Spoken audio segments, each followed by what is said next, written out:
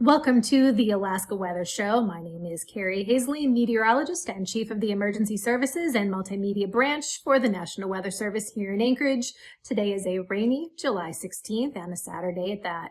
Now, the Alaska Weather Information line up there on your screen has a new telephone number. If you're looking for weather through that channel, it is 1-855-937-4977. You can also find us on the web 24 hours a day, 7 days a week at weather.gov/Alaska. And I know I've not seen you guys on the airwaves in quite some time, but it is great to be back out here and see you guys on TV tonight. If you're looking to get a hold of me, you can reach me anytime via email at carrie.haisley@noaa.gov. Now we'll start by taking a look at the fire weather conditions across the state of Alaska. We've got an update from our friends over at the Alaska Interagency Coordination Center. We are looking for more rain, as we see some out right now across south central Alaska. Also looking for rain across a good portion of the rest of mainland today, and we'll talk about that. As we get further into the broadcast, we are going to look for our statewide temperatures to be at or below normal across most of the state, and gusty south winds for our Alaska Range passes. The overall outlook, though, for fires is actually a pretty good one. With all the rain, we should continue to see some dampening of the fires that we have. Not a pattern conducive to new fire starts. And as far as the outlook goes, continued cool and mainly wet weather is expected. Therefore, no significant outbreaks of lightning, no significant chance of fire weather starts as we go through the weekend and then into the start of the work week. Now, our fire danger does highlight, though, some potential for high based on that spruce adjective out across the western part of the state, mostly along the Seward Peninsula and then further up across northwest mainland Alaska. Low fire danger, again, because the weather is quite wet across most of mainland Alaska. Now, wet weather, that is the story, and we'll take a look at the surface map for today quickly. There's an area of low pressure working its way from east to west across the southern part of the Bering Sea. Frontal system associated with that is pushing its way across the southern part of the state, spreading widespread rain across southwest, south central, and eventually working its way towards southeast as we get later into the forecast period. Widespread shower activity also expected across most of mainland Alaska. Now, for the overnight hours, that system does shift from east to west, gets a bit further into mainland there, and continue to see those frontal boundaries hold together at least through the overnight hours. So we keep that wet pattern as we go through the overnight. One thing to note as we have a system like this continuing to spread a lot of rain is that we are expecting to see higher water across most of our rivers and streams, primarily in south central Alaska. I encourage you to check out the latest watches, warnings, and advisories for any of these conditions across south central Alaska associated with that rain on our website. We also are going to look for that higher water to persist across the eastern interior rivers as well. And again, check out weather.gov for the latest in the ways of watches and warnings associated with that. Now, for the day on Sunday, an area of low pressure works its way into the west coast, and with that, a cold front spreading cooler conditions into that area where right now we have some fire danger. So again, we're looking for some continued dampening with the fire conditions as we stick with this wet pattern. Also colder temperatures as that system moves in. Now, for the day tomorrow, we also look for some troughs of low pressure to linger across south central and southeast Alaska, keeping that wet pattern into the latter part of the weekend.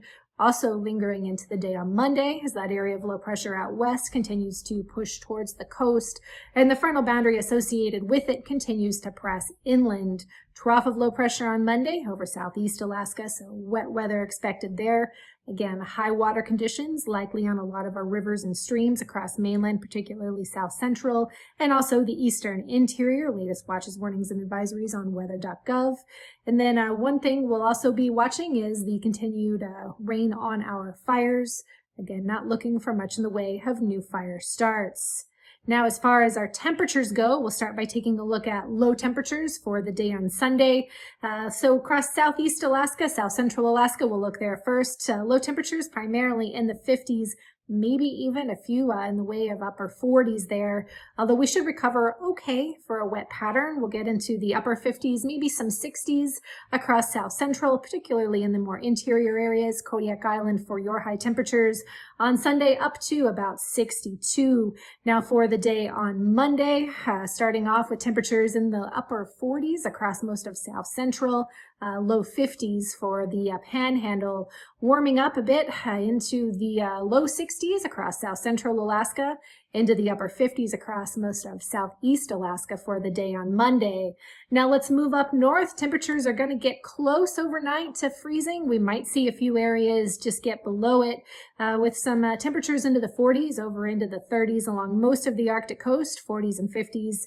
Dominate your your low temperatures for that Sunday morning, warming up into the 60s though for a good part of the interior for the day on Sunday. We'll keep 40s to near 50 up along the Arctic coast for Sunday. Now for Monday morning, our overnight lows going to be around 40, 45 for a good portion of the northern part of the interior. Some places again getting close to freezing on the Arctic coast, and then 50s other places. Warming up into the 60s for Yukon, up to 69 for the day on Monday. So some recovery there in the interior. Now further out west, overnight low temperatures tonight into the day tomorrow will be 40s along the Aleutian Chain, 40s across most of southwestern mainland Alaska, recovering into the 60s. As we go into the day on Sunday across Southwest, temperatures in the 50s for Sunday afternoon along the Aleutian Chain. And then for the highs on Monday, we're going to look for temperatures in the 50s along the Aleutian Chain. We're going to keep 50s across most of southwestern mainland Alaska as well. Now, a quick look at the extended forecast. We've already mentioned that these wetter and these colder conditions are likely to linger as we go through the longer term. We'll see those in the days 2 through 7 period. The graphic here on your screen, though, days 6 through 10 into that extended period, continued colder than normal temperatures are favored across most of mainland Alaska. In fact, some of those really dark blues there on your screen for South Central Alaska, favoring about a 90% chance that our temperatures will be below normal. Now, this could just be a couple of degrees below normal. It could be quite a bit colder than normal. The graphic here doesn't give you an indication of how much. It just gives you an indication of how likely it is that temperatures will be below normal. Now, all of that graphic in the color blue. Now, for our 6 to 10 day outlook for the precipitation, looking at the July 22nd to 26th time frame, that wet pattern likely to stick around as well. This is good news for our fires. This is also something we'll want to watch as we go longer term at the flooding potential. When we're looking at our rivers and our streams, we do keep, though, a tilt towards above normal precipitation. Most areas, though, it's not as strong of a tilt as we saw on the temperature side. So some of these lighter greens on the map does mean that we're favoring wetter than normal, but quite, not quite the highest odds there. The greater chance for our above normal precipitation going to be across the eastern part of the interior, Fairbanks, Fort Yukon, Arctic Village. Those are places where we could use the rain because of the fires, and the long-term outlook looks to be favorable for that type of condition. And now, aviation weather around Alaska. And moving on to aviation weather now, we start by taking a look at flying weather conditions across the state for your Sunday morning. We expect widespread IFR conditions to dominate the weather across the southern part of the state, including the southwestern part of mainland Alaska, south central, and also across southeast. Looking for IFR conditions tomorrow morning across St. Lawrence Island up into the Bering Strait region. Marginal VFR conditions out along the Aleutians, and then around the Alaska range, a mixed bag of IFR to marginal VFR conditions expected tomorrow morning as rain and rain showers linger in the area. Now, as we get into the afternoon hours, we'll look for IFR conditions for a good part of the day on Sunday across South Central, up around the Alaska range, also looking for IFR conditions, especially in those passes, which we'll talk about more here in just a moment. IFR conditions also lingering down across Southeast Alaska, and some IFR pushes its way tomorrow afternoon into the western part of the Aleutians. Less IFR as we get into the day on Monday morning as low pressure does start to weaken a bit. We will see, though, some IFR conditions linger across across parts of South Central and the Gulf Coast region there, with widespread rain lingering, causing that there. Looking for IFR conditions on your Monday morning, also across a good portion of the eastern interior, and some lower flying conditions out across the western Aleutians. Could see some improvement, though, across the central Aleutians, parts of the Bering Sea, as high pressure dominates the area there behind that area of low pressure come Monday morning. Now, Monday afternoon, we see some more IFR conditions push their way into the western part of the state, primarily over southwest Alaska, also working its way a bit into the interior. Although Monday looking to be a pretty low flying day across a lot of the state, with marginal VFR conditions lingering across South Central, also the eastern interior, and down over the Panhandle. Now, a quick look at our passes for the day tomorrow. Anaktuvik, marginal VFR for most of the day. They could intermittently go down, though, into IFR conditions. We'll look for a marginal VFR, though, to be the dominant condition. Adigan Pass tomorrow, starting off the day around marginal VFR, and then we will look for them to deteriorate a bit through the day. So going down to IFR is what we'll call it for Adigan for the day tomorrow.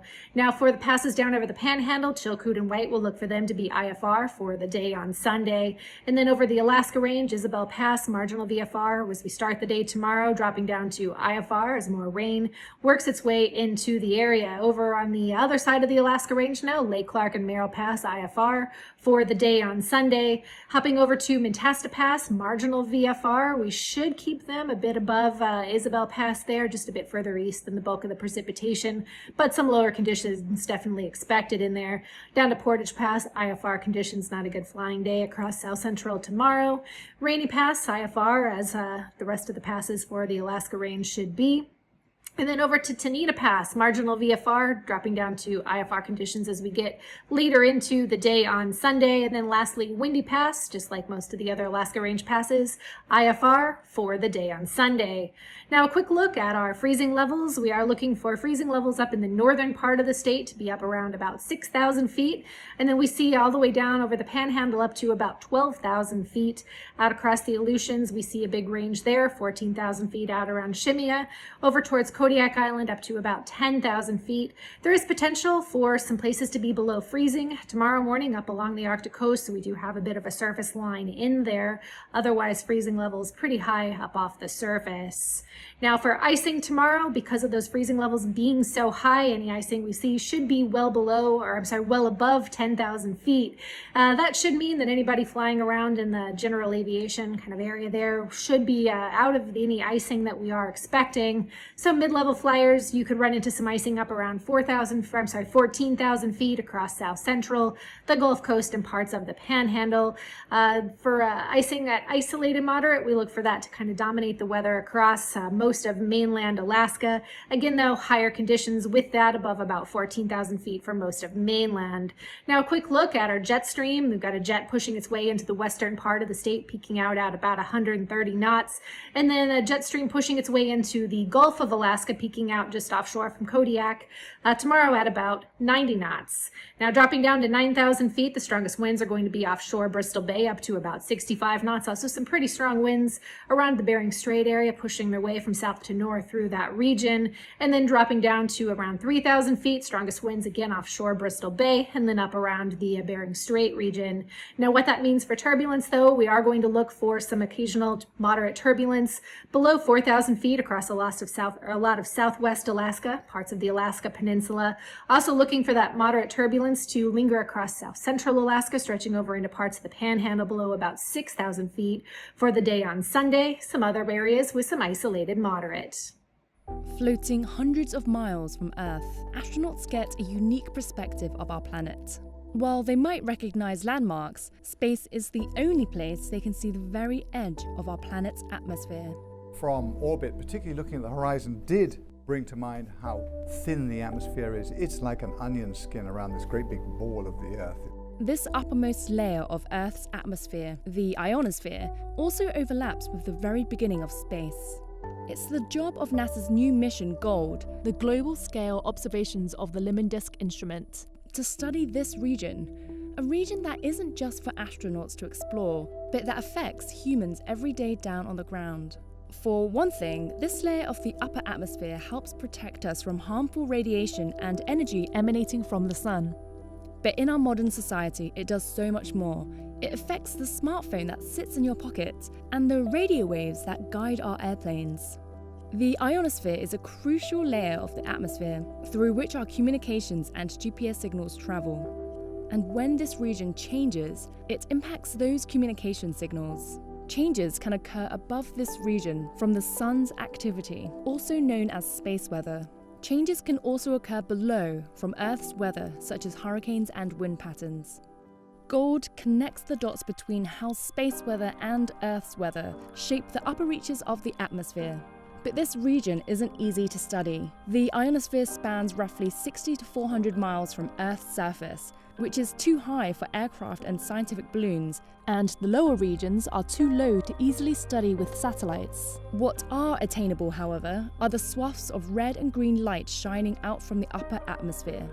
Formed when the sun's rays hit atmospheric molecules, this light, named airglow, comes from green and red bands of glowing gas. Some of the airglow is invisible to our eyes, shining in infrared and ultraviolet light, which can only be seen with scientific instrumentation. Taking advantage of our planet's natural glow is gold.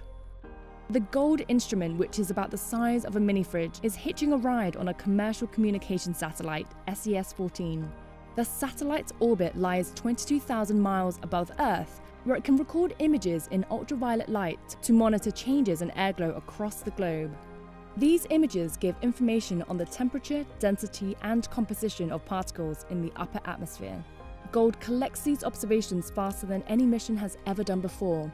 It captures an image of Earth's entire disk every 30 minutes, allowing scientists to see how the upper atmosphere evolves throughout the day.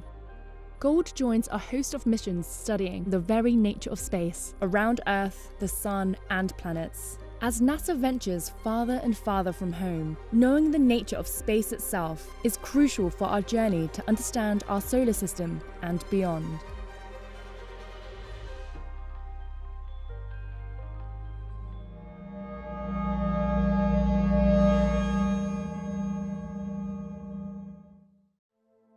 There's a new class of chemical compounds impacting the Earth's ozone layer and raising concerns among some scientists.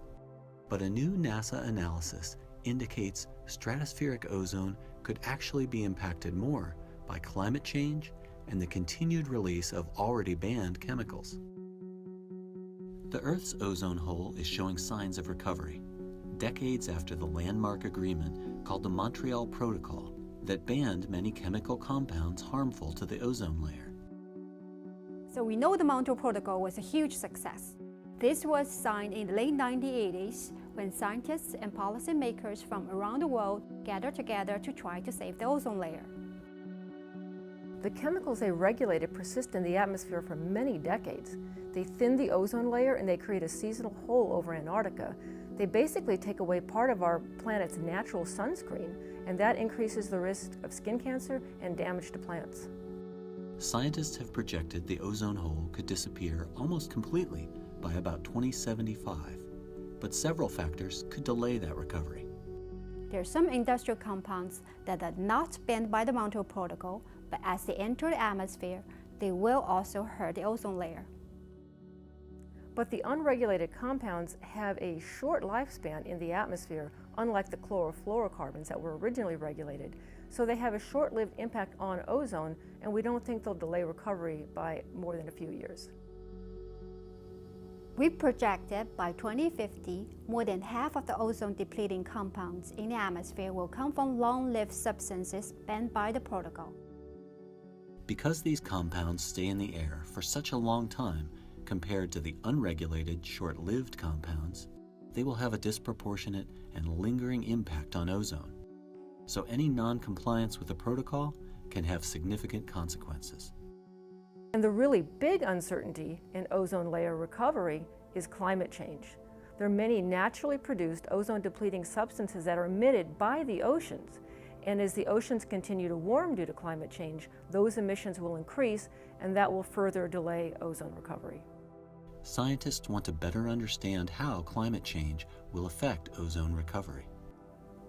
This is a hard problem. As a scientific community, we need to work on this major issue.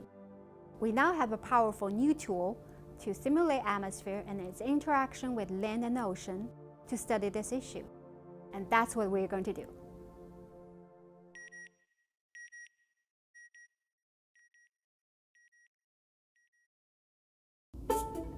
How can you see the atmosphere? The answer is blowing in the wind. Tiny particles known as aerosols are carried by the air around the globe. This visualization uses data from NASA satellites combined with our knowledge of physics and meteorology to track 3 aerosols: dust, smoke, and sea salt. Sea salt, shown here in blue, is picked up by winds passing over the ocean. As tropical storms and hurricanes form, the salt particles are concentrated into the spiraling shape we all recognize. With their movements, we can follow the formation of Hurricane Irma and see the dust from the Sahara, shown in tan, get washed out of the storm center by the rain. Advances in computing speed allow scientists to include more details of these physical processes in their simulations of how the aerosols interact with the storm systems. The increased resolution of the computer simulation is apparent in fine details like the hurricane bands spiraling counterclockwise. Computer simulations let us see how different processes fit together and evolve as a system. By using mathematical models to represent nature, we can separate the system into component parts and better understand the underlying physics of each. Today's research improves next year's weather forecasting ability. Hurricane Ophelia was very unusual. It headed northeast, pulling in Saharan dust and smoke from wildfires in Portugal, carrying both to Ireland and the UK. This aerosol interaction was very different from other storms of the season.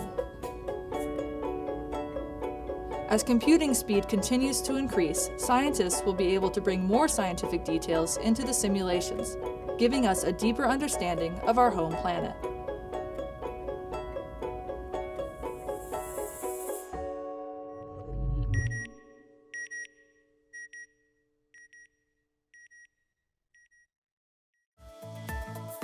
And now, marine weather around Alaska.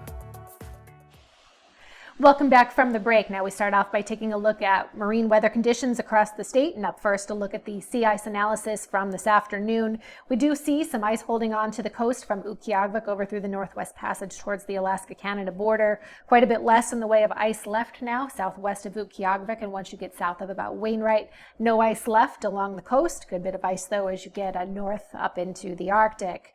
Now moving down south, we start by taking a look at our winds and waves across southeast Alaska for the day on Sunday, with an area of low pressure moving its way in and some frontal boundaries pushing their way into the Gulf. We're going to look for higher winds, also higher waves. So we see our waves up around 9 feet for most of the Gulf. Once you get into the inner channels, waves are ranging between 3 and 5 feet for most of the area. 30-knot winds out along the Gulf Coast into the inner channels, 25 knots in the north, 15 knots into the south. We do see improving conditions when it gets into the day on Monday, although more of an onshore push, winds dropping down to about 15 knots through the northern part of the Gulf, up to about 20 knots in the southern part. And then we see the waves come down a little bit in the northern channels. Over towards south central for the day on Sunday, taking a look first over towards the Prince William Sound area. Winds out of the south to southeast up around to the 30 knots. And then once you get over towards the Cook Inlet area, we're looking for winds to be down around 20 knots, seas up to about 3 feet in the north, 5 feet down around Augustine Island. Higher waves, though, out over the northern Gulf and the eastern Kenai Peninsula up to about 8 feet on Sunday. Now for Monday, over the Gulf of Alaska here, we're looking for our winds to be out of the south to southwest between 20 and 15 knots, depending on where you're at there. Higher winds over the Cook Inlet area up to about 25 knots, and Cook Inlet will see our seas come up a bit for the day on Monday with kind of that up inlet flow up to about 8 feet for parts of the Cook Inlet area for Monday. Moving out towards the Alaska Peninsula now for the day on Sunday, we look for most of our winds to be up around 25 knots, some higher seas up to about 10 or 11 feet on the Pacific side, a bit less there on the Bering side, between 7 and 8 feet for that area. Now into the day on Monday, we see those waves come down a bit, although we do see some winds continuing to linger, mostly out of the southwest, up to about 25 knots for the day on Monday.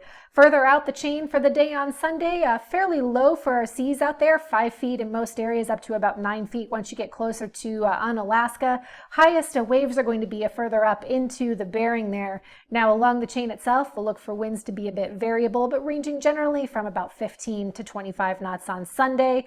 Keep those winds up in the 25 knot range out of the west behind that area of low pressure for the day on Monday. We do see the seas, however, come down a good bit along the chain and over the Bering for the day on Monday. Now further up the west coast for the day on Sunday, 20 knots will be the prevailing for our wind speeds here. The highest waves again going to be further out into the Bering, more north of the Pribilofs there, and as you get closer to the coast we'll see the seas come down to between about 6 and 8 feet, winds onshore up to about 20-25 knots. For the day on Monday, some improvement, although definitely an onshore push there, winds out of the west between 20 and 25 knots for the day on Monday along most of the west coast. Seas ranging between 3 and 5 feet. Now up along the Arctic coast in our ice-free waters, we are going to see our seas mostly below about 4 feet there for the day on Sunday. Along the Arctic coast, winds out of the east ranging from 15 to 20 knots. Along the west coast, winds primarily out of the south up to about 20 knots on Sunday. Not much change for this area as we get into the day on Monday. East flow persists between 15 and 20 knots up along the Arctic coast. Along the west coast for the day on Monday, we will look for our winds to be primarily out of the south to southwest, and again up to about 15 knots, seas between 4 and 5 feet for that area. Now a quick recap of our weather pattern. It is an active one, and overnight tonight we will see an area of low pressure push its way onshore across southwestern mainland Alaska. Frontal boundary associated with that is going to spread widespread rain across most of southwest, south central, and eventually southeast mainland Alaska. Looking for showers tonight to linger in the interior. We will keep a high water in a lot of the rivers and streams across south central and the eastern interior with this system. For the day on Sunday, rain does linger as we keep some troughs of low pressure associated with that system across south central and southeast Alaska. Again, widespread rain. And we're going to see higher water on some of our waterways there. Cold front pushes its way on Sunday into the western part of the state. And then as we get into the day on Monday, that front continues to push eastward, spreading widespread rain, continued wet weather for the day on Monday. These forecasts are for planning purposes only. Call 1-800-WX-BRIEF for a formal pre-flight briefing. Always file a flight plan before you go flying. The U.S. Coast Guard Auxiliary urges you to leave a float plan with a friend or the harbor master before you go boating.